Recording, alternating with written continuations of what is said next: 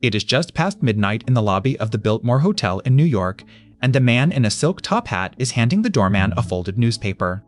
The headline on the front page says the Vanderbilt family has lost another fortune. The man in the top hat is Cornelius Vanderbilt Whitney, grandson of a man whose grandfather once had more money than the United States Treasury. He pushes the newspaper into the doorman's hand and says, very quietly, "Keep this." Then he walks into the rain. The doorman reads the headline twice. He has just been handed, by a Vanderbilt, the story of the fall of his own house. The question he cannot answer, and the question this house has been asking in whispers for 100 years, is simple. How did a family that started with one boat and $1 end up, by the time their great-grandchildren were still walking the earth, with almost nothing left to leave behind? The Commodore died with $105 million in his pocket. In today's money, that is close to $3 billion. Within 70 years, the family had so little that, at a Vanderbilt University reunion in 1973, the family members were told by the school itself, no Vanderbilt is rich enough to endow a chair anymore. That is the headline. That is the room this story walks into tonight. And the hallway it walks out of is paved with marble, but the marble is gone. The story starts with one old man on Staten Island. His name was Cornelius Vanderbilt. He was born in 1794, the fourth of 9 children. His father worked a small farm. He had almost no schooling. At 16, he borrowed $100 from his mother and bought a boat. The boat was a small, flat-bottomed ferry that could carry passengers across the harbor of New York. He worked that boat day and night. He was, by every account a young man could be, an animal of energy. He was thin and tough and could not be told no. By the 1820s, he had a small fleet of vessels.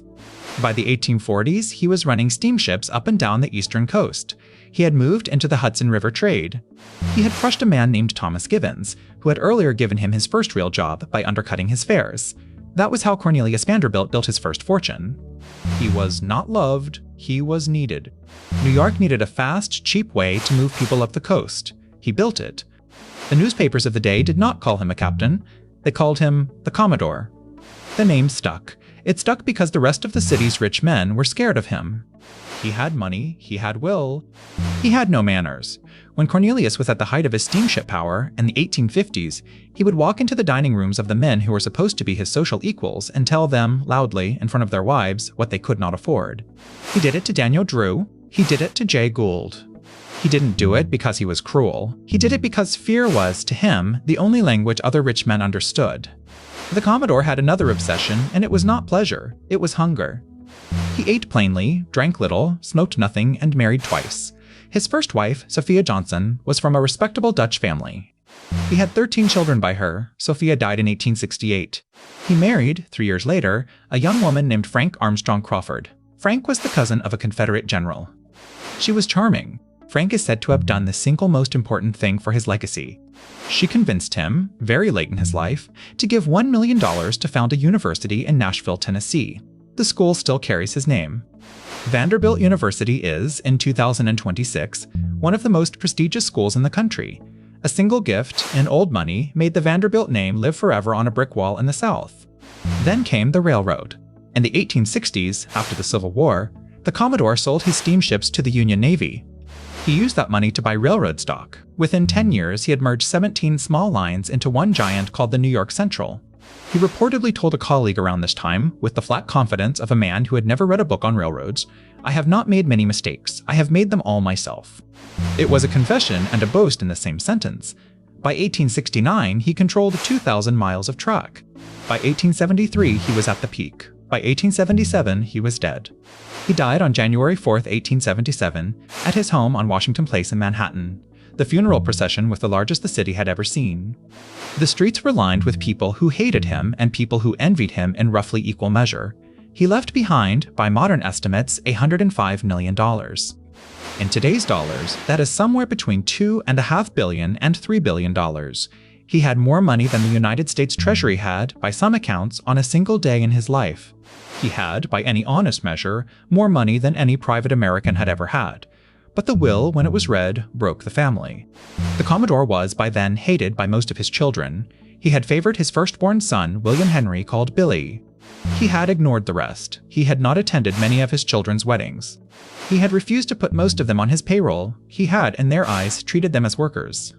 So when the will was opened, and 95% of the $105 million was given to Billy, the 10 other surviving children were each given a much smaller share, and the breach inside the family stretched so wide it never closed.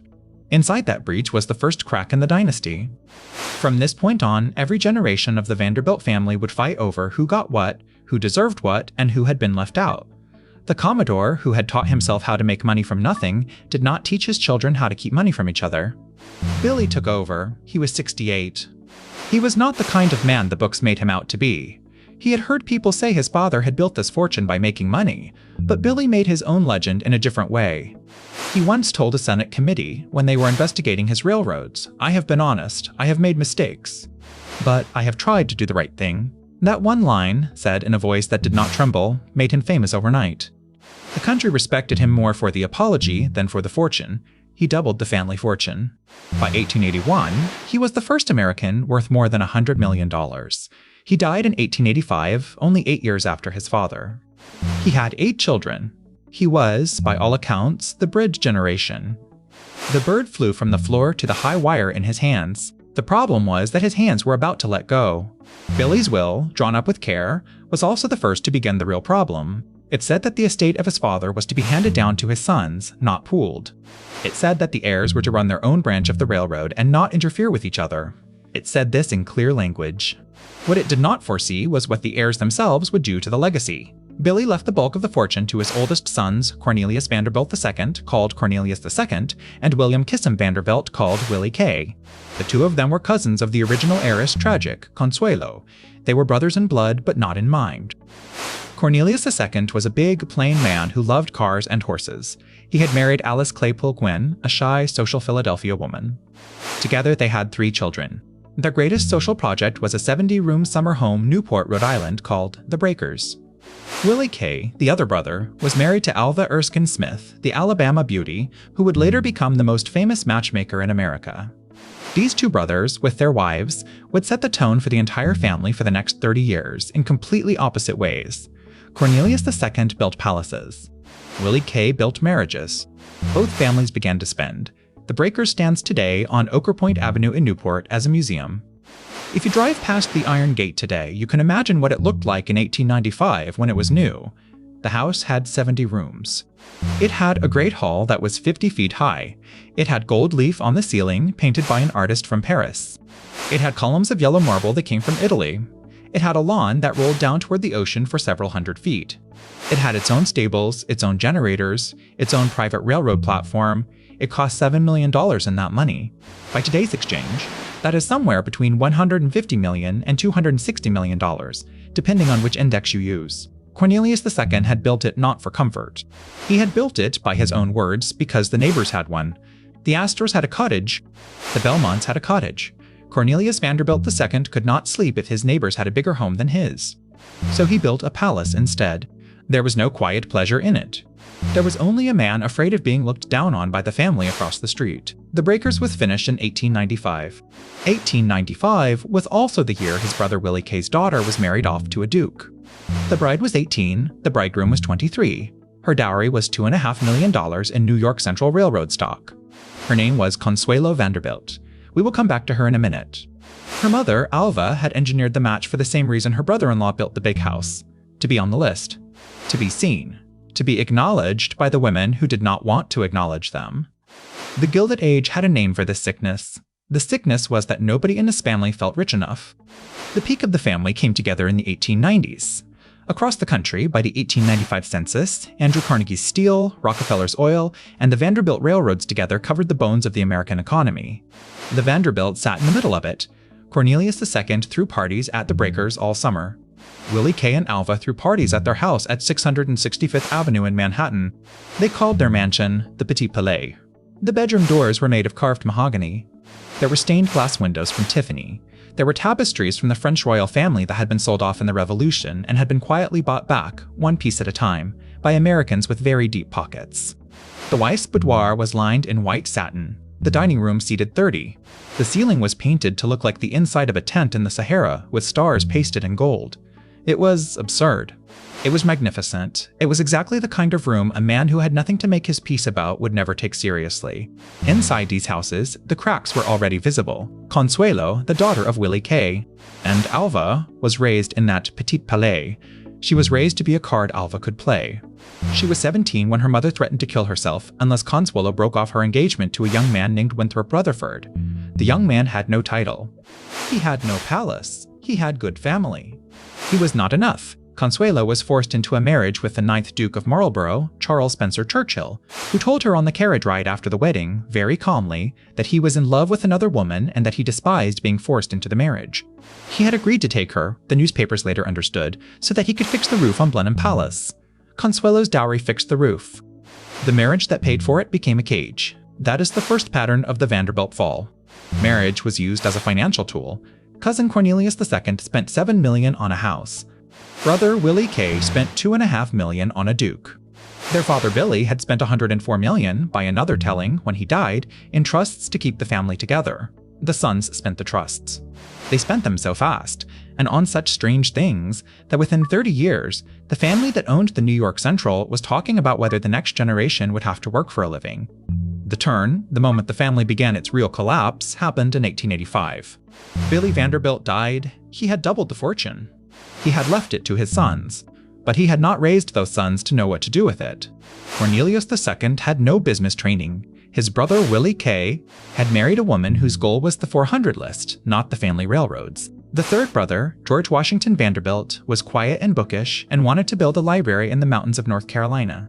He would, in the years ahead, build the largest private home in the country, called Biltmore, with 250 rooms.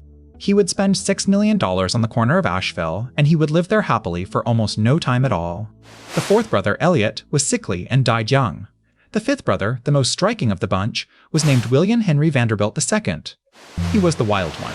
He was given, by the terms of his inheritance, what was already, in today's money, several $100 million. He began spending that money with the kind of speed that is only possible for a young man who has been told he is rich and has never been told what rich is for. Before we get to that wild spending, let's bring in the mid-engagement aside, because this is the point where the story turns from a family that enjoys its money into a family that loses it. If you have followed this house from the boat in Staten Island to the marble ceilings of Newport, you already know the kind of person you would want in the room with you if you wanted someone to keep that money safe. That person is not the Commodore. That person is not Billy. That person is not Cornelius II. That person is not Willie Kay.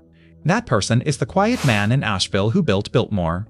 George Washington Vanderbilt. We will come back to George, because George is the great unwritten story of how Vanderbilt money was kept, for one generation, by a man who did not want to spend it. This is the channel, and if you are the kind of person who likes the inside of these houses, the inside of how money gets kept and lost, please stay with us through the part of the story where it all gets spent. William Henry Vanderbilt II was born in 1861. His grandfather was the Commodore. His father was Billy. He was named after his father, who had been named after his father. He had access, before he was 25, to what amounted, in real terms, to several $100 million in trust. The instructions from his family were simple: live well. Do no harm. He took the live well part seriously. He did not take the no harm part seriously at all. By the time he was 30, he was the most talked about young man in New York. He had a yacht called the Alva, named after his sister-in-law. He hired the famous train robberies. He hired the best designer of stationery in New York to draw up his cigarette cards. He lost, according to some accounts, $8 million at baccarat in one night at the Saratoga Club. He once offered a friend a $1,000 bill as a bet that the friend could not light his own hat on fire. He then paid the bill.